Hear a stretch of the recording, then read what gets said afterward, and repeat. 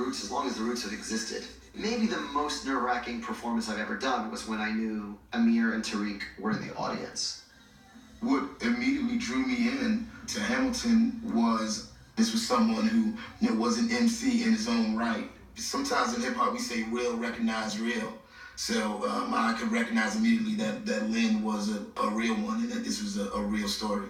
There's double and triple meanings and layers upon layers. I mean, I've had to see Hamilton 8 or 9 times to get references that I didn't get the first 8 times that I saw it. What Lynn was able to do is create different styles for each character.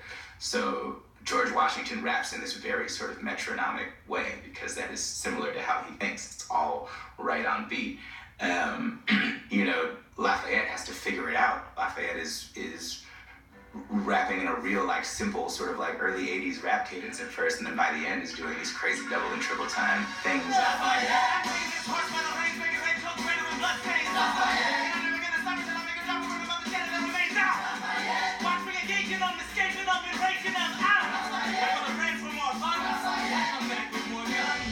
In just 2 to 4 hip-hop bars, sometimes there are more lyrics than in a whole, classical song. That's the crunchiest sound you'll ever hear on the beatbox. And both those lips are in detox. Yeah, slapping the bass right now, freestyling up in your face right now. Oh yeah, because I'm gasping, son, because I'm right next to the ass of Jasper, son. I grew up in the 90s, and I think that's a golden age for hip-hop. The lyrical dexterity of artists like Mobb Deep and Biggie and Nas was just incredible. When I was writing Hamilton, I listened to Take Over and Ether on a loop, on a loop, on a loop. Word. Hip-hop storytelling, like where do you start? Do you start with the story? Do you start with a lyric? Does it sort of unlock something else? Really, I saw like a hole in the rap game.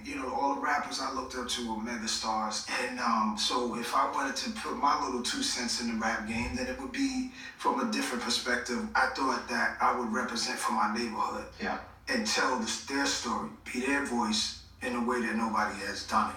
And I love the idea of telling the stories that you haven't heard told before and suddenly making that fair game. Because I think that's such an important part of expanding sort of the real estate that hip-hop can cover. Yeah, when it was my time, it was like the phrase keep it real became the thing. Right? So it was like tell a real story.